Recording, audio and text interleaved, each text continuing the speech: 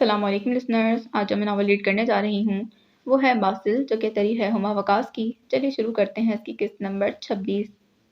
Beverley Hills میں رات کے اس آخری پہر میں بھی اینڈ لاس نگاہ بلو ڈاٹ کی اس عمارت کے بہت سے اپارٹمنٹ جگمگا رہے تھے۔ اینی بیش قیمت شیشے کی طرح چمکتے اپارٹمنٹس میں سے ایک اپارٹمنٹ اس وقت دو نفوس کتنے ہی دیر سے ایک حالت میں براجمان تھے۔ جیسیکا انل کے سامنے والے صوفے پر دم سادے ہمتن گوش بیٹھی تھی اور انل اس کو دوران کے متعلق بتا رہا تھا، اس کے خواب توڑ رہا تھا، وہ خواب جو ایک ہفتے سے اس کی آنکھیں جاگتے ہوئے بھی دیکھ رہی تھیں۔ اس نے جو کچھ بھی سوچا تھا واقعی ہی پس پشت کہانی بہت مختلف تھی۔ انل کوئی اس کا خفیہ چاہنے والا شہزادہ نہیں تھا، وہ تو بس کسی کے کہنے پر یہ سب کر رہا تھا۔ لاؤنج کے خاموشی میں انل کی گھمبیر آواز گونج رہی تھی۔ دوران اپنی ماں سے اپنی محرومیوں کے بارے میں سوال کرنا چاہتا تھا، ان سے پوچھنا چاہتا تھا کہ اسے چھوڑ دینے کی آخر کیا وجہ تھی۔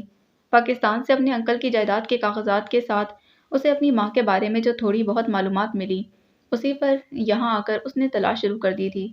جیسیکا بار بار نگاہ اٹھاتی اس کی طرف دیکھتی اور پھر جھکا لیتی تھی۔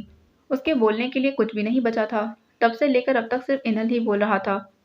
1 سال کی انتھک محنت کے بعد جب تم لوگ اسے ملے تو تم لوگوں کے حالات اور اپنی ماں کی صحت دیکھ کر اس نے اس طرح چھپ کر مدد کرنے کا فیصلہ کیا۔ جیسیکا کی نگاہوں میں بیتے ہوئے پلوں کے سارے منظر گھوم گئے تھے۔ وہ حالات واقعی ہی اس کی زندگی کے مشکل ترین اور دردناک حالات تھے۔ کنس کی حالت برتر سے برتر ہو چکی تھی۔ اس کے پاس نہ تو اس کی دوا کے لیے پیسے تھے اور نہ ہی نشے کے لیے۔ ایک کمرے کا چھوٹا سا اپارٹمنٹ تھا جس کا کرایہ لینے کے لیے روز مالک ان کے گھر کے چکر لگاتا اور بدتمیزی کرتا تھا۔ تب اچانک سے سب بدل گیا۔ اس کی ملازمت ہو گئی تھی، اسے پیسے ملنے لگے۔ پرانی باتیں یاد کرتے اس کی آنکھوں کی پتلیوں میں بھی آنسو جھلملانے لگے تھے۔ انل متواتر بول رہا تھا، تمہاری بیکری میں جاب، تمہاری ماں کے اسپتال میں علاج سے لے کر تمہیں ہر ماہ پیسے بھجوانے تک سب دوران کرتا رہا ہے۔ وہ ہلکا سا چونکی تھی۔ ہاں، وہ اتنی بڑی بیکری میں اپنی ملازمت ہو جانے پر حیران تو بہت ہوئی تھی، لیکن یہ سوچ کر خاموش ہو گئی کہ وہ ملازمت کے لیے اتنی جگہوں پر درخواست بھیج چکی ہے۔ شاید کسی نے بیورلی ہلز میں اس کی درخواست منتقل کر دی ہوگی۔ اس دن کیفے میں بھی ہم دونوں وہاں موجود تھے اور تمہیں اس لڑکے سے بچانے کے لیے مجھے دوران نے ہی کہا تھا۔ انل کی بات پر جیسیکا نے گہرا سانس لیا۔ اچھا، تو وہ سب انل دوران کے کہنے پر ہی کرتا رہا۔ پتہ نہیں سب کچھ جاننے کے بعد بھی دل میں انل کے لیے پنپتے جذبات تبدیل نہ ہوئے تھے۔ سامنے بیٹھا یہ شخص اب بھی دل دھڑکنے کا سبب کیوں لگ رہا تھا؟ انجانے میں ہی صحیح، لیکن وہ اس سے محبت کرنے لگی تھی۔ لیکن سامنے بیٹھا یہ شخص وہ کتنے آرام سے کہہ گیا کہ وہ اس سے محبت نہیں کرتا۔ دیکھو، مجھے نہیں پتا تھا کہ تم اب دوران کے بارے میں کیا سوچ رہی ہو، لیکن یہ سچ ہے کہ وہ تم سے بہت محبت کرتا ہے۔ اس کی ماں نے 1 سال بعد ہی باپ کے سپرد کر دیا تھا اسے۔ باپ نے اپنا پیار تو کیا نام تک نہیں دیا۔ یہاں آیا تو پتا چلا کہ تم اس کی بہن ہو۔ تمہیں بیکری کے شیشے سے پار گھنٹوں بیٹھ کر دیکھتا، تمہاری ضرورت کی ہر چیز تمہیں دستیاب رہے اور کوئی پریشانی نہ ہو، اسی لیے تمہیں ہر ماہ پیسے بھیجتا ہے۔ مجھے ان سے ملنا ہے۔ جیسیکا نے اچانک اس کی بات کاٹی تو وہ دفتن خاموش ہوا اور پھر چند سیکنڈ کی خاموشی کے بعد مضطرب لہجے میں گویا ہوا، دراصل جیسی، میں یہ سب کچھ جو تمہیں بتا رہا ہوں، دوران اس کے بارے میں کچھ نہیں جانتا۔ دراصل اس نے مجھے تمہیں کچھ بھی بتانے سے منع کر رکھا تھا۔ وہ بھی تمہیں اس بارے میں کچھ بھی نہیں بتانا چاہتا تھا۔ اسے یہ لگتا ہے کہ جس بھی رشتے کو اس کے بارے میں پتہ چلتا ہے وہ اس سے دور ہو جاتا ہے۔ دراصل وہ تمہیں باقی رشتوں کی طرح کھونا نہیں چاہتا۔ انل نے دلگیر لہجے میں وضاحت دی تھی اور پھر التجائی نگاہوں سے اس کی جانب دیکھا۔ تم وعدہ کرو کہ تم ابھی اسے کچھ نہیں بتاؤ گی۔ انل کے التجائی لہجے پر وہ سنجیدگی سے سر ہلاتے ہوئے ایک دم اپنی جگہ سے اٹھی، صورت سے صوفے کے بازو پر پڑا اپنا کوٹ اٹھایا اور آستین چڑھانے لگی۔ انل نے حیرانگی سے بھویں سکیڑی اور صوفے کے بت سے ٹیک ہٹا دیا۔ کہاں جا رہی ہو؟ جہاں سے آئی تھی، بہت مختصر اور روکھا جواب تھا۔ وہ بے تاثر چہرے کے ساتھ اب اپنے کندھے پر بیگ کو لٹکا رہی تھی۔ رات بہت ہو گئی ہے، صبح چلی جانا۔ انل اس کی بے رخی اچھے سے محسوس کر گیا تھا۔ ہاتھوں پر وزن ڈالتے ہوئے اپنی جگہ سے اٹھا۔ نہیں، صبح بہت دیر ہو جائے گی، مجھے بیکری وقت پر پہنچنا ہے۔ یہاں سے بیکری زیادہ نزدیک ہے، مجھے میرے گھر جانا ہے۔ اب کی بار اس کے لہجے میں سختی در آئی تھی۔ وہ انل سے نظریں نہیں ملا رہی تھی۔ یہاں رکنا اب محال تھا۔ کل تک جس اپارٹمنٹ میں وہ بڑے حق سے دندناتی اس غلط فہمی پر گھستی تھی کہ انل اسے دل و جان سے چاہتا ہے۔ اب اسے پتہ چلنے پر کہ دل و جان کیا، وہ تو اسے چاہتا ہی نہیں۔ اندر کو چیخ رہا تھا، وہ رونا چاہتی تھی، چیخ چیخ کر رونا چاہتی تھی۔ اتنے برسوں بعد ایک احساس نے اسے خوشی دی تھی، لیکن اب اس احساس کے ٹوٹنے کی کرچیاں سینے میں پیوست ہو کر اس کا دم گھوٹنے لگی تھیں۔ رکو، جانا بہت ضروری ہے تو میں چھوڑاتا ہوں۔ چھوڑ دیا تم نے؟ سپاٹ لہجے میں کہتی وہ تیز تیز قدم داخلی دروازے کی طرف بڑھا چکی تھی۔ انل جو اس کے آخری جملے کی چبھن کو محسوس کرتا ہوا وہاں جامد کھڑا تھا، تیزی سے ایک طرف رکھا اوپری کوٹ اٹھایا اور اس کے پیچھے بھاگا تھا۔ اتنی رات کو وہ اسے کسی بھی صورت اکیلے نہیں جانے دے سکتا تھا۔ پتہ نہیں کیوں اس لمحے وہ اس کے لیے یہ سب دوران کی بہن ہونے کے ناطے نہیں کر رہا تھا، کچھ اور تھا، لیکن کیا تھا وہ سمجھنے سے قاصر تھا۔ لکڑی کے سیاہ دروازے کے تالے کی باہر سے کھلنے کی آواز ابھری اور کمرے میں گونج اٹھی تھی۔ پلنگ پر کمبل میں لیٹا وجود تھوڑا سا کسمسایا۔ کتنے گھنٹوں کی خاموشی کے بعد یہ آواز سنائی دی تھی۔ کلک کی آواز پر دروازہ کھلا اور ایک 22 سال کے لگ بھگ لڑکا کھانے کے لوازمات کی ٹرالی گھسیٹتے کمرے میں داخل ہوا۔ لکڑی کی میز پر رکھی پانی کی بوتل اور ایک طرف یہ چھوٹا اور بالکل بند ڈڑبا نما کمرہ جس میں ایک عدد پلنگ تھا، باتھ روم کموڈ کے علاوہ اور کچھ بھی موجود نہیں تھا۔ جیسے ہی وہ لڑکا ٹرالی کو گھسیٹتا آگے بڑھا، پلنگ پر لیٹا وجود ایک جھٹکے سے کمبل کو اوپر سے اٹھاتا ہوا اٹھ بیٹھا تھا۔ وہ برہان تھا، بکھرے بال اور پریشان حال چہرہ۔ وہ پچھلے 2 دن سے اس کمرے میں قید تھا۔ ہاروے اور بروس نے اسے اچانک فلم کی شوٹنگ سے واپسی پر اٹھا لیا تھا اور لا کر یہاں بند کر دیا۔ وہ لوگ خود بھی یہیں چھپے ہوئے تھے۔ ہاروی کو دوران پر پہلے ہی شک تھا کہ وہ عام انسان نہیں، اور اب جویریہ کے لیے اس نے جیسے سب کچھ تہس نہس کر دیا تھا۔ وہ گھبرا گیا تھا۔ وہ دونوں یہاں چھپ تو گئے تھے لیکن یہ کافی نہیں تھا، انہیں اپنی حفاظت کے لیے کچھ اور اقدامات بھی کرنے تھے، اور برہان کا گواہ اسی بات کی پیش نظر تھا۔ کیا میں پوچھ سکتا ہوں آخر کو کیوں بند کر رکھا ہے مجھے یہاں؟ وہ لڑکے پر چیخا تھا۔ اس نے کل سے کچھ بھی نہیں کھایا تھا، بھوک سے برا حال تھا، لیکن اس وقت اسے اس قید کی وجہ جاننے میں زیادہ دلچسپی تھی۔ اس کا موبائل فون چھین لیا گیا تھا۔ کتنے گھنٹوں سے وہ بھوکا پیاسا یہاں بند تھا۔ لڑکا اس کی بات کا کوئی بھی جواب دیے بنا واپس پلٹنے لگا تو اس نے ایک جھٹکے سے اسے کندھے سے پکڑ کر اپنی جانب موڑا۔ مجھے ہاروی اور بروس سے ملنا ہے، ان کو بلاؤ یہاں۔ مجھے کیوں قید کیا ہے یہاں؟ کوئی کچھ بتاتا کیوں نہیں؟ اب کی بار وہ اتنی زور سے چیخا کہ سامنے کھڑے لڑکے نے آنکھیں میچ لیں، اور اس سے پہلے کہ کوئی جواب دیتا ایک جھٹکے سے دروازہ کھلا اور بروس تلملاتا کمرے میں داخل ہوا۔ برہان کے ہاتھ کی گرفت لڑکے کے کندھے پر ڈھیلی ہوئی اور صورت سے نگاہ اٹھائے پوری طرح بروس کی طرف متوجہ ہوا تھا۔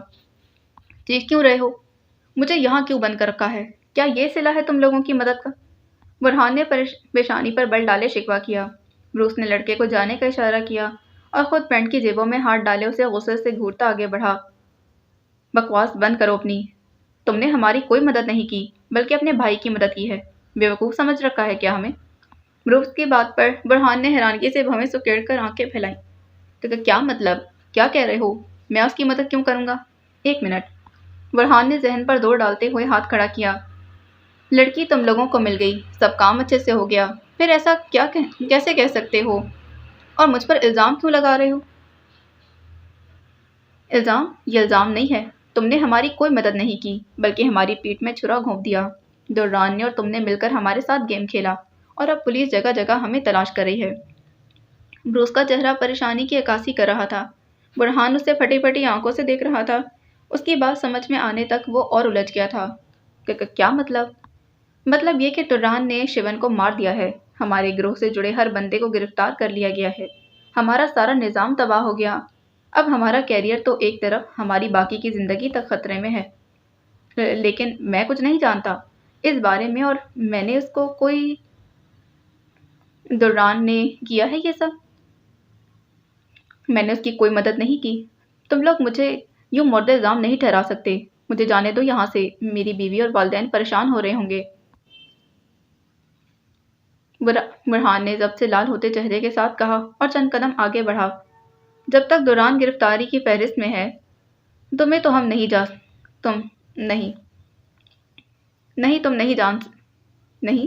سکتے، اور ہم تمہیں تب تک نہیں چھوڑیں گے جب تک گرفتاری کی فہرست میں سے ہمارے نام کو تلف نہیں کروا دیتا۔ دوران، بروس کا لہجہ دو ٹوک تھا۔ برہان کا منہ کھلے کا کھلا رہ گیا۔ وہ لوگ عام لوگ نہیں تھے، جس کام کو وہ معمولی سمجھ کر لالچ میں آ گیا تھا۔ اب اندازہ ہو رہا تھا کہ وہ سب کتنے خطرناک تھے اور وہ کہاں پھنس چکا ہے۔ دوران دوران ایسا کیوں کرے گا؟ وہ میرے لیے کچھ بھی نہیں کرے گا۔ تم لوگ پاگل ہو گئے ہو کیا؟ تم لوگوں نے جو کہا میں نے کیا، اس کے بدلے میں تم لوگوں نے مجھے فلم دی، بس ہمارا ساتھ یہیں تک تھا۔ تم لوگوں کی یہ بکلی کہانی کیا ہے؟ میں اس بارے میں کچھ نہیں جانتا اور نہ مجھے جاننے میں دلچسپی ہے۔ مجھے یہاں سے جانا ہے بس۔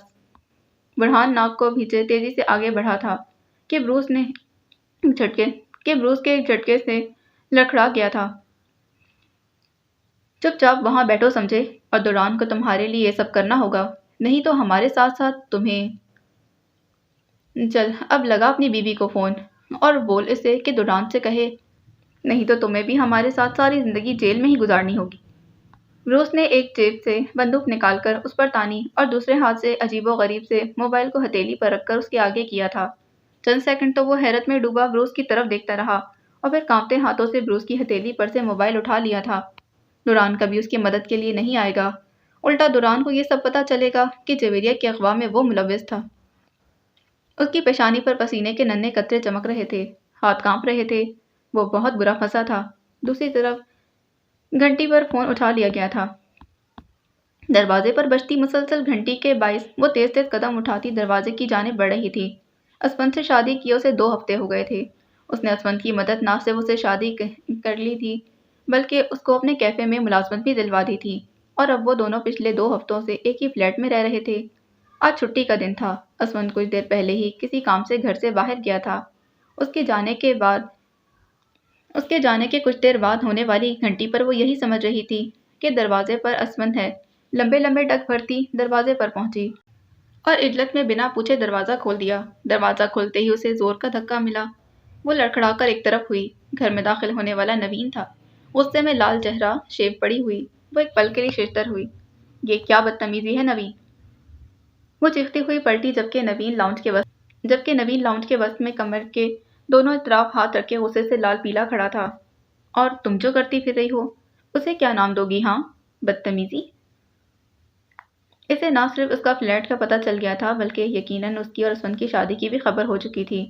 کنس نے گہری سانس لی اور چند قدم آگے بڑھ کر اس کے مقابل آ کھڑی ہوئی۔ میں تمہاری ملکیت نہیں ہوں اب۔ تم بھول رہے ہو شاید کہ تم مجھے چھوڑ چکے ہو۔ روب کس بات کا چلا رہے ہو؟ ہاں چھوڑ دیا تھا، لیکن کیا تم اس کی سزا اس طور پر مجھے جلانے کے لیے دو گی؟ میری ضد میں آ کر میرے بھائی سے ہی شادی کر لو گی؟ میں نے اسفند سے تمہیں جلانے یا ضد میں شادی نہیں کی ہے۔ اس نے مشکل میں میری مدد کی تھی، میں نے اس کی کر دی۔ میری ضد میں کی ہے، میں جانتا ہوں۔ تمہاری ضد میں کرتی تو مارٹن سے کرتی، جو آج بھی مجھ سے شادی کرنے کے لیے تیار ہے اور محبت کرتا ہے مجھ سے۔ تم مارٹن سے مل رہی ہو؟ تم اس کے پاس کیوں گئی؟ اب کی بار تو نوین کے غصے میں اضافہ ہوا تھا۔ وہ دانت پیستا اس پر جھکا۔ کیا میں تمہیں جواب دے ہوں؟ کنس نے غصے سے گھورتے لب کھینچے۔ تم ہو؟ میں نہیں ہوں۔ میں جس سے بھی ملوں، جس سے بھی شادی کروں، یہ اب تمہارا مسئلہ نہیں ہے نوین، اور نہ ہونا چاہیے۔ تم مارٹن کی نیت سے واقف ہو نا؟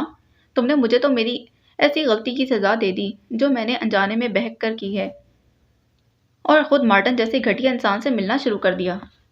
تمہیں کیوں اتنی فکر ہے اب میری؟ اور تم سے اچھا ہی ہے کہ وہ، بلکہ دنیا کا ہر مرد تم سے اچھا ہے۔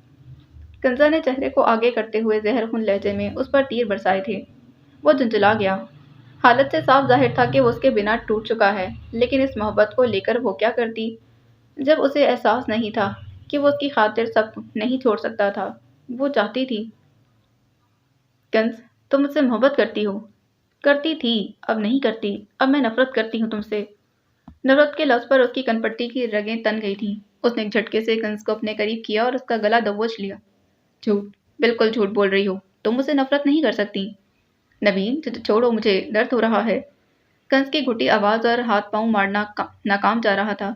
نوین غصے میں بھرا اس کی حالت سے بے خبر ہاتھ کی گرفت کو مضبوط کر رہا تھا جب اچانک دروازہ کھلا اور اسفند، جو کسی کام سے واپس لوٹا تھا، سامنے کا منظر دیکھ کر حیرت سے پل بھر کو ساکن ہوا، پھر پاگلوں کی طرح بھاگتا دروازے سے لاؤنج تک پہنچا۔ نوین بھائی، یہ کیا کر رہے ہیں آپ؟ قریب آ کر وہ نوین پر جھپٹ پڑا۔ نوین نے ایک جھٹکے سے دور کیا۔ اسفند لڑکھڑا کر پھر سے آگے بڑھا اور اب کی بار زیادہ قوت سے اس بازو کو جھٹکا۔ نوین بھائی، چھوڑے انہیں۔ نوین کے ہاتھ کی گرفت ڈھیلی پڑتے ہی کنس بری طرح لڑک کر اسفند سے لگی تھی۔ وہ بری طرح کھانس رہی تھی جبکہ اسفند اس کی پشت سہلا رہا تھا۔ نوین آنکھیں چنتی کیے اب سامنے کے منظر کو دیکھ رہا تھا۔ چند سیکنڈ یوں ہی گزرے جب اچانک تالی بجنے کی آواز آئی۔ اسفند نے چونک کر نگاہ پر اٹھائی۔ اوہ خوب، اب سمجھا میں سب۔ نوین تالی بجاتا استہزائیہ مسکراہٹ لبوں پر سجائے ہوئے تھا۔ تم ٹھیک کہہ رہی تھی کنس، تم نے مجھے جلانے یا میری ضد میں شادی نہیں کی بلکہ محبت میں شادی کی ہے۔ دونوں کا اکٹھے میرے گھر سے نکلنا اور پھر ایک ساتھ رہنا۔ نوین انگشت کو ہوا میں دائیں بائیں جھلاتا طنزیہ لہجے میں بات کرتا چند قدم آگے بڑھا تھا۔ وہ دونوں ناسمجھی میں اس کی طرف دیکھ رہے تھے۔ واہ کیا منصوبہ تھا، داد دینی پڑے گی تم دونوں کو۔ نوین نے استہزائیہ لب باہر نکالے اور پھر غصے سے پھنکارتا ہوا اسفند کی جانب متوجہ ہوا۔ اور تم؟ غصے سے انگلی اسفند کی جانب تانی جبکہ کنز اب ساتھ بحال کرتی اسفند کی دائیں جانب کھڑی تھی۔ گھٹیا انسان، تم تو میرے بھائی تھے، میری ہی بیوی پر گندی نظر رکھی، شرم نہیں آتی تمہیں؟ نوین بھائی، بات آپ غلط سمجھ رہے ہیں، ایسا کچھ نہیں جیسا آپ سوچ رہے ہیں۔ اسفند نے تذبذب میں اپنی صفائی پیش کرنی چاہی لیکن وہاں معاملہ بہت سنگین ہو چکا تھا۔ اس سے پہلے کہ وہ نرمی سے نوین کو سمجھاتا آگے بڑھتا، نوین نے ایک دم سے جیب سے بندوق نکال کر اس پر تان لی تھی۔ اچھا کیسا ہے پھر بتاؤ؟ نوین یہ کیا کر رہے ہو؟ کنز ایک دم چیخ کر آگے ہوئی تھی۔ میں سے مار دوں گا۔ نوین نے زہریلی مسکراہٹ کے ساتھ ایک نگاہ کنز کی جانب دیکھا تھا اور پھر جبڑے بھینچتا اسفند کی طرف متوجہ ہوا جو تعصب سے نوین کی طرف دیکھ رہا تھا۔ نوین پیچھے کرو گن، گولی چل جائے گی، پاگل مت بنو۔ کنز اونچی آواز میں چیخ رہی تھی لیکن اس پر تو کوئی اثر نہیں ہوا تھا۔ مار دوں گا میں اس کو۔ ٹھیک ہے پہلے مجھے مارو پھر اسے مارو اور جاؤ۔ کنز ایک دم سے بازو پھیلاتی اسفند کے آگے کھڑی ہوئی۔ وہ غصے سے کانپ رہی تھی جبکہ اسفند اب بھی ساکن کھڑا تھا۔ 1 2 3 سیکنڈ۔ تم؟ نوین نے غصے سے لب بھینچ کر بندوق نیچے کی اور جیب میں ڈالی۔ میری بات کان کھول کر سنو، چپ چاپ پاکستان واپس لوٹ جاؤ نہیں تو اگلی بار گولی تم دونوں کو چیرتی ہوئی آگے جائے گی۔ نوین نے انگلی اسفند کی جانب کرتے دھمکی دی اور پھر لمبے لمبے ڈگ بھرتا دروازے کی جانب بڑھ گیا۔ کنز صورت سے پلٹی اور اسفند سے لپٹ گئی تھی۔ وہ پھوٹ پھوٹ کر رو رہی تھی۔ بے تحاشا اسفند نے بے اختیار ہی اپنی باہوں کا گھیرا اس کے گرد حائل کیا تھا۔ وہ اس وقت تکلیف میں تھی اور اسفند کا یوں اس کے گرد باہوں کا حائل کر دینا جیسے جلتے اعصابوں پر مرہم کی طرح تھا۔ وہ تھکن سے چور تھی اور اسفند کا یہ شفقت بھرا ساتھ اسے تقویت بخش رہا تھا۔ یہ کمزور لمحہ انہیں سب بھلا گیا تھا۔ رات کا پہر دھیرے سے سرکتے دونوں کے بیچ وہ لمحہ لے آیا تھا جس کے بارے میں دونوں نے نہیں سوچا تھا۔ یہاں دلوں میں محبت نہیں تھی، بس ایک رشتہ، ایک لمحہ یا پھر ایک دوسرے کی تکلیف کا احساس۔ کراچی کا موسم گرم تھا لیکن ایئر کنڈیشن کمرے میں ماحول ٹھنڈا اور خوشگوار تھا۔ جویریہ نے آہستگی سے مسکراتے صوفے کی بت سے ٹیک لگائی جبکہ سنانا کی کھنکتی آواز پورے کمرے میں گونج رہی تھی۔ مجھے تو اب ہنسی آ رہی ہے سوچ سوچ کر۔ یاد ہے جب پہلی دفعہ دوران بھائی کو دیکھا تھا بارش میں بھیگتے ہوئے؟ اوف ہاں، وہ لمحہ کیسے بھول سکتی ہوں۔ وہ دلکش مسکراہٹ کو گہرا کر گئی۔ پاکستان پہنچے آج دوسرا دن تھا۔ وہ سیدھا سنانا کے گھر آئی تھی۔ سنانا کا شوہر اس کا بھی کزن تھا اور بہت اچھا انسان تھا۔ سنانا اپنے گھر میں بہت خوش تھی۔ اس کی بیٹی کے بعد اب ایک بیٹا تھا۔ گھر کے حالات بہت اچھے تھے۔ 2 ماہ پہلے جان اس دنیا سے رخصت ہو گیا تھا لیکن اسے کسی نے خبر نہیں دی تھی۔ اب سنانا سے پتہ چلنے پر وہ کل سے رو رو کر اپنا برا حال کر چکی تھی۔ اب جا کر سنانا نے دوران کی باتیں کرتے اس کے ذہن کو بانٹنے کی کوشش کی تھی۔ جوئی میں بہت بہت خوش ہوں تمہارے لیے، اور ابا بھی تم سے ناراض نہیں تھے۔ جاتے ہوئے انہوں نے مجھے پاس بلا کر تمہارے بارے میں پوچھا تھا کہ کیسی ہے وہ، کہاں ہے؟ سنانا نے محبت سے دیکھتے ہوئے آہستگی سے اسے بتایا۔ سنانا کی باتوں پر پل بھر میں ہی اس کی موٹی آنکھوں میں آنسو چمک گئے تھے۔ وہ بمشکل ہنکار بھر سکی اور آنسو گال پر لڑک گئے تھے۔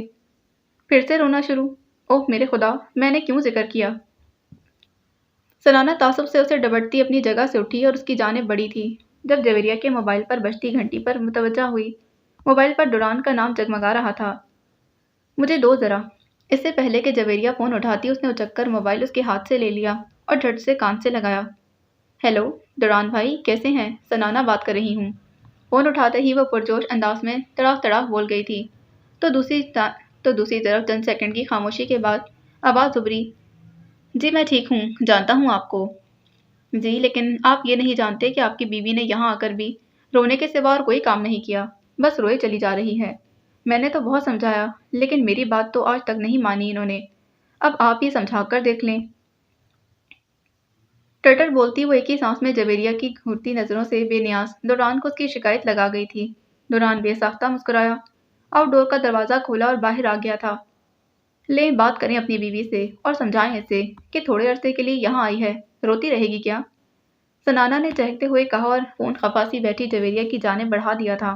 जवेरिया ने उसे घूरते हुए फोन पकड़कर कान से लगाया और आहिस्तगी से गोया हुई, हेलो। रो रही थी। दूसरी तरफ फौरन रोब झाड़ा गया। स्विमिंग पूल के गिर्द चक्कर लगाते वो वाकई उसके रोने पर परेशान दिखाई दे रहा था। नहीं तो। लबों को आपस में मिलाए साफ झूठ बोला और शरारत से देखती सनाना को घूर कर देखा। मैं तो ये समझ रहा था कि तुम्हें और कुछ करने मेरी याद तुम्हें और कुछ करने ही नहीं देगी, लेकिन तुम तो पाकिस्तान जाकर ऐसी भूली कि कॉल तक नहीं की। दुरान के शिकवे पर वो वाकई रोना भूलकर एकदम सीधी हुई। दुरान, हर आधे घंटे बाद तो बात हो रही है हमारी। हाँ हो रही है, लेकिन फ़ोन तो मैं कर रहा हूँ ना हर बार। तो एक ही बात हुई ना, आप करें या मैं करूँ? मोहब्बत से कहकर दुरान को लाजवाब कर दिया। वो दिलकश अंदाज में मुस्कुराया। पॉइंट। वो मुस्कुराई जबकि दुरान अब खफगी से अगला शिकवा कर रहा था। मैं तो ये समझ रहा था कि अब तुम्हारी आंखों में कभी आंसू नहीं आएंगे, लेकिन मैं गलत था। मैं तुम्हें हर खुशी देने में कामयाब नहीं हूँ। वो एकदम से संजीदा हुई। आंखों में आंखों में फिर से आंसू चमकने लगे। हाँ, वो सच कह रहा था। दुनिया में कोई भी इंसान आपके माँ बाप का नेमुल बदल नहीं हो सकता, फिर चाहे वो कितना ही चाहने वाला शौहर ही क्यों ना हो। डॉन, मुझे अब्बा बहुत याद आ रहे हैं। मैं अम्मा से मिलना चाहती हूँ, जोएद को गले लगाना चाहती हूँ और मैरी को भी चूमना चाहती हूँ। बस इतनी सी ख्वाहिश। दुरान की बात पर वो आंसू साफ करती मजीद रो दी थी। मैं आता हूँ तो दोनों मिलने जाएंगे। जोएद वही है ना, छोटा, पार्क में क्रिकेट खेलता लड़का? हाँ वही था। तुम उसे लेने आती थी नीचे, आपको याद है? रोना भूलकर हैरत से सवाल किया। दुरान ने शरारत से लब खींचे। हाँ, तुम घूरती बहुत थी ना, इसीलिए याद है। दुरान की बात पर बेसाख्ता उसका मुंह खुल गया, जबकि अब शरारत से हंसते उसके जवाब का मुंतजिर था। जी नहीं, ऐसा बिल्कुल भी नहीं था। जी हाँ, ऐसा ही था। बहुत घूरती थी। मैं सोचता था इस लड़की को क्या मसला है, ऐसे क्यों देखती है मुझे। हाँ माना खूबसूरत हूँ, लेकिन घूरती है मुझे। आप शर्मिंदा कर रहे हैं, खफगी भरे लहजे में कहती वो उसकी शरारत को हवा दे गई थी। तुम्हारे तो काम ही शर्मिंदा होने वाले। क्या? अब की बार तो चीख उठी। दुरान का कहका गूंज रहा था। वो मसनूई खफगी से कुशन को घूर रही थी। हाँ, वो याद नहीं छत पर कैसे चिमट गई थी। अब की बार तो वो वाकई शर्मिंदा हुई और चीख कर कहा, दुरान क्या है आपको? बहुत प्यार। बरजस्ता उसके जवाब पर चेहरा गुलाल हुआ था। वो अब आउटडोर में रखी कुर्सी को देख रहा था, जहां वो बैठी कुरान पढ़ती दिखाई दे रही थी। मुझे यकीन है। शुक्र है यकीन आया। बस तुम वापस आओगी तो तजवीज़ सिखाऊंगा इंशाल्लाह, और पढ़ाने की फ़ीस भी लूँगा। दुरान के शुक्र अदा करने पर और अगले अगले मायने के जुमले पर वो शरारती होते फ़ौरन बात बदल गई थी। कब आएंगे मुझे लेने? और क्या बना बुरहान के मसले का? इन लोगों ने कॉल करवाई है बुरहान से, ट्रेस नहीं हो सकी, लेकिन अब अगली कॉल पर हम मुकम्मल तैयारी कर चुके हैं। अगली कॉल ट्रेस हो जाएगी? वो भी फ़ौरन संजीदा हुआ। इंशाल्लाह इंशाल्लाह। चलो फिर बंद करता हूँ, तुम भी गपशप करो अपनी बहन से। जी। रोना मत, अब नहीं रोना बस। I love you. दुरान अब जवाब के इंतज़ार में खामोश था। वो लिजाजत से मिनमिनाई, सनाना पास है। दुरान का कहका जानदार था। वो इसके कहके की आवाज़ को अपने अंदर उतारती सरशार हुई। Okay okay bye.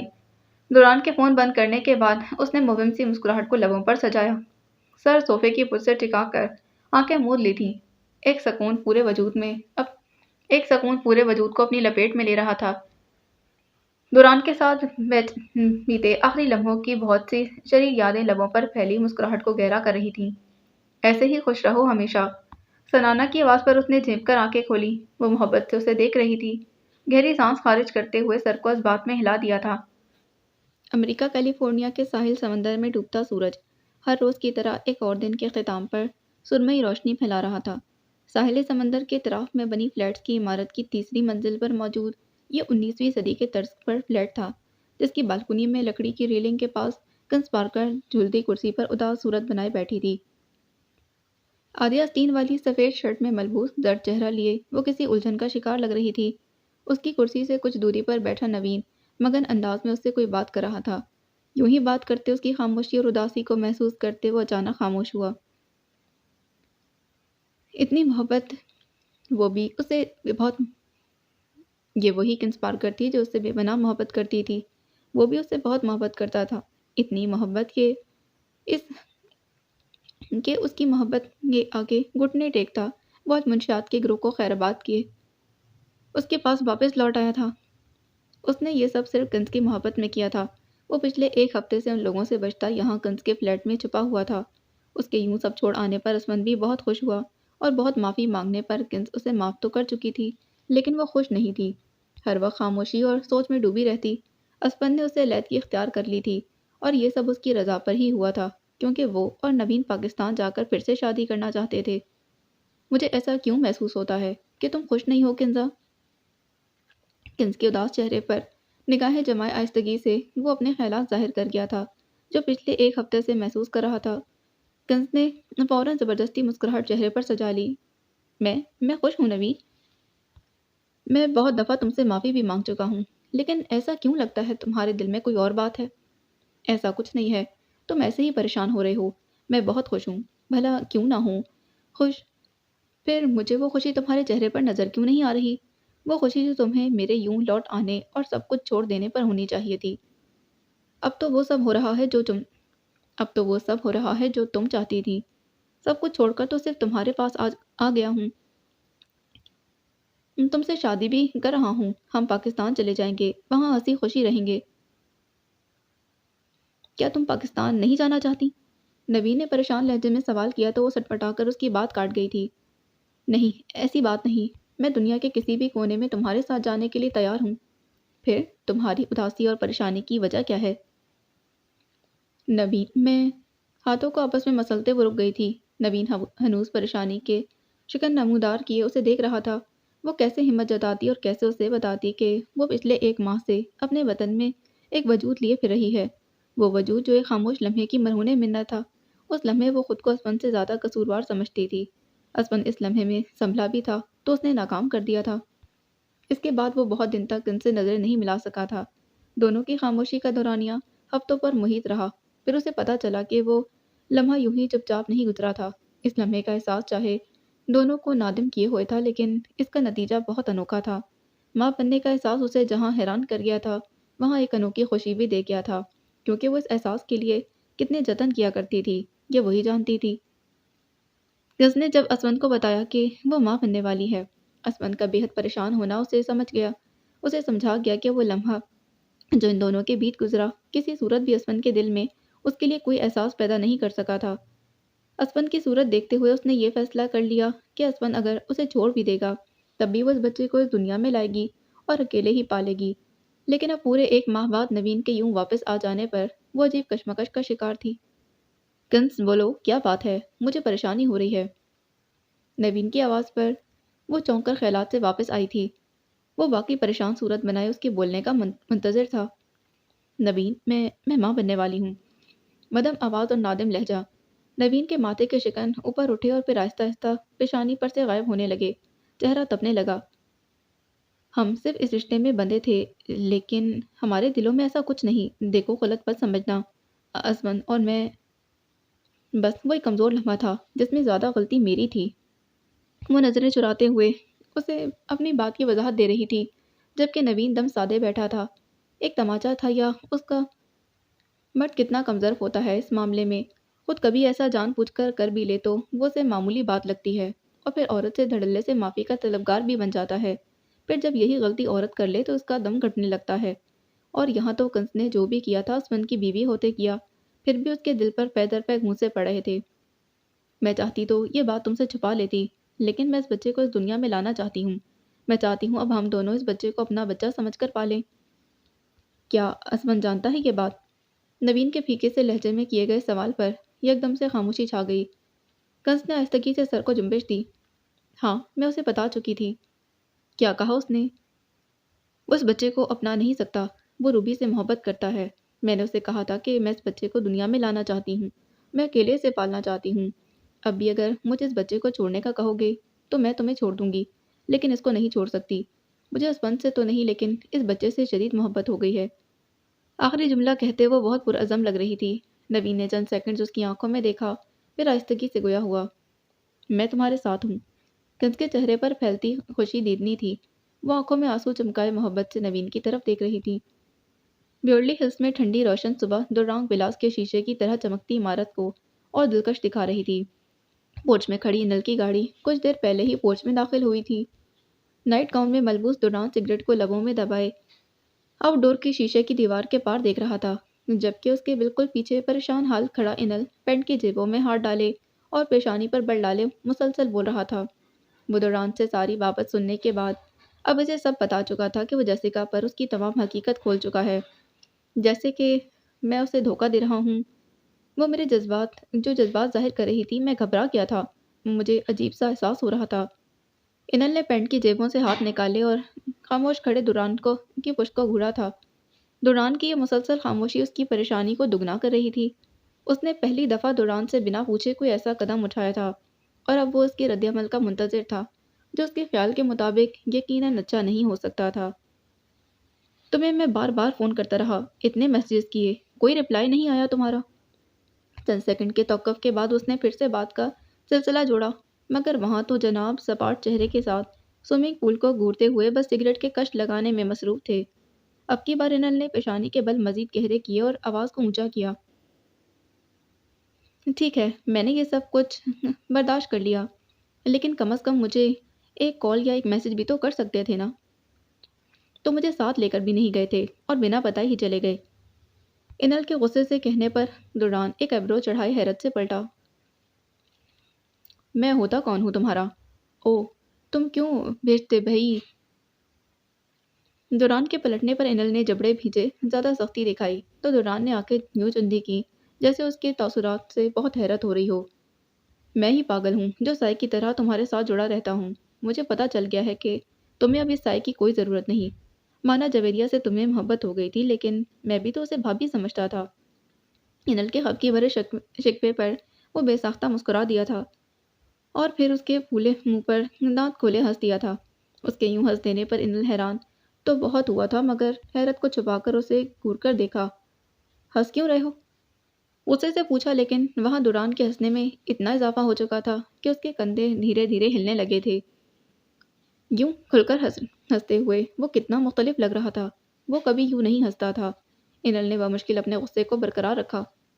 یہ ہنسنے کی بات ہے کیا؟ تمہیں کیا لگ رہا ہے میں مذاق کر رہا ہوں تم سے؟ نہیں، تم ٹانگ اوپر رکھ رہے ہو، دوران نے بمشکل ہنسی کو دباتے ہوئے جواب دیا۔ انل نے حیرت سے بھویں اکٹھی کی۔ مطلب ٹانگ اوپر؟ میرے پیچھے جیسیکا کو سب بتانے کی جو غلطی تم سے سرزد ہوئی ہے، اس سے پہلے کہ میں اس پر غصہ کروں تو مجھے اپنا غصہ دکھا رہے ہو۔ اس کو کہتے ہیں ٹانگ اوپر رکھنا۔ دوران اب مسکراہٹ دبا رہا تھا۔ انل نے جزبز ہوتے چہرے کے تاثرات بدلے۔ وہ بات تو سچ کر رہا تھا، لیکن اس وقت وہ اس سے ناراض تو تھا، اسی لیے اپنے موقف سے پیچھے نہیں ہٹا۔ تمہیں غلط فہمی ہے کہ میں تمہارے غصے سے ڈر رہا ہوں۔ میں یہ سب تمہیں بتانے آیا تھا اور بتا دیا۔ وہ اب تم سے ملنا چاہتی ہے، مل لینا۔ ٹھیک ہے۔ دوران نے لب بھیج مودبانہ ہنکار بھرا۔ انل کی باتیں بالکل ٹھیک تھیں، جیسے کہ یوں جذباتی طور پر انل سے جڑ جانا واقعی اس کے لیے پریشان کن تھا۔ اسی لیے اس کا کیا گیا فیصلہ اسے کسی حد تک درست لگا تھا۔ انل اسے غصے سے گھورتا ہوا پلٹا اور قدم دروازے کی جانب بڑھا دیے تھے۔ کہاں؟ دوران کی عقب سے آتی آواز پر وہ رکا، مگر پلٹا نہیں۔ فلیٹ جا رہا ہوں، طبیعت بوجھل ہے، آرام کروں گا کچھ دیر۔ بے مروت اور غصے سے بھرا لہجہ، لیکن یہ بھی سچ تھا کہ جیسیکا کے اس ناراض ہو کر چلے جانے کے بعد سے اسے ایک پل چین نہیں آ رہا تھا۔ عجیب بے کلی تھی جو سمجھ سے باہر تھی۔ بار بار فون اٹھا کر دیکھتا کہ شاید اس کا کوئی میسج آیا ہو، لیکن وہ تو جیسے بالکل خاموش ہو گئی تھی۔ ناراض ہو؟ دوران اس سے سوال کر رہا تھا، لیکن وہ اس وقت اس کا سامنا نہیں کر سکتا تھا۔ بہت، انل سنجیدگی سے جواب دیتا تیز تیز قدم اٹھا کر باہر نکلا۔ تو اب کی بار دوران واقعی حیران ہوا تھا۔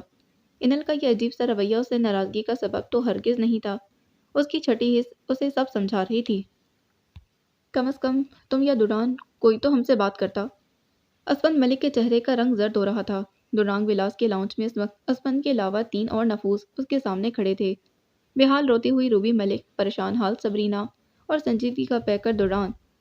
اب کی بار ہاروی بروس نے سبرینا کے بجائے فون اسپن ملک کو کیا تھا، اور فون آتے ہی انہوں نے سبرینا اور دوران کو بلا لیا تھا، جو ان سے یہ بات جو ان سے یہ بات چھپائے ہوئے تھے کہ برہان نے جویریہ کو اغوا کروانے کے لیے ہارڈی اور بروس جیسے خطرناک لوگوں کا ساتھ دیا تھا اور اب ان کے چنگل میں پھنسا ہوا ہے، جیسے جیسے ہر صورت صرف دوران ہی بچا سکتا تھا۔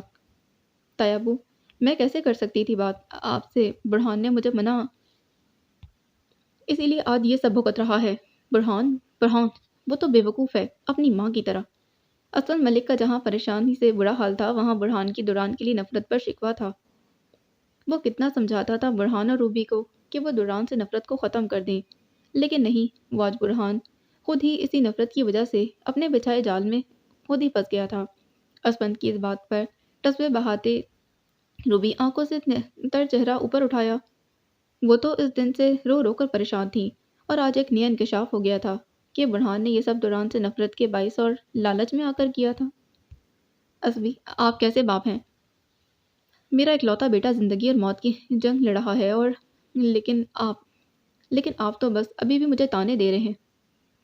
وہ بری طرح ہچکیوں سے رو رہی تھی۔ دوران نے بے تاثر نگاہیں اسپند کی جانب اٹھائیں۔ پریشان ہونے کی ضرورت نہیں، کچھ نہیں ہوگا اسے۔ دوران کی بات پر روبی نے چونک کر دوران کی طرف دیکھا۔ یہ وہی دوران تھا جس کے لیے اس کے بیٹے نے اتنی گھٹیا چال چلی تھی۔ دوران نے ایک نگاہ تینوں پر ڈالی اور پھر واپسی کے لیے قدم بڑھا دیے تھے۔ دوران، روبی کی آواز پر وہ رکا۔ وہ آہستگی سے چلتی دوران کے سامنے آئی تھی، نگاہوں میں ندامت تھی۔ بیٹے کی محبت ایسی ہی ہوتی ہے، جان لیوا، لیکن آج دوران کے سوا اس کے بیٹے کو کوئی نہیں بچا سکتا تھا۔ وہ چاہتا تو کبھی بھی اسے نہ بچاتا۔ دوران، مجھے معاف کر دو، میرے بیٹے کو بھی معاف کر دو، پلیز اسے بچا لو، میرے بیٹے کو واپس لے آؤ بیٹا۔ زندگی میں پہلی بار سامنے کھڑی اس عورت نے اسے بیٹا کہا تھا۔ دوران نے بغور اس کے چہرے کو دیکھا۔ ماں کتنا عجیب مگر کتنا گہرا رشتہ ہوتا ہے۔ روبی جیسی اکڑ والی عورت آج اس کے سامنے گڑ گڑا رہی تھی۔ پریشان نہ ہو، وہ کل یہاں ہوگا۔ دوران نے تیزی سے جملہ مکمل کیا اور روبی کے اطراف سے نکلتا آگے بڑھ گیا تھا۔ فائرنگ کی اور دھماکوں کی تیز آواز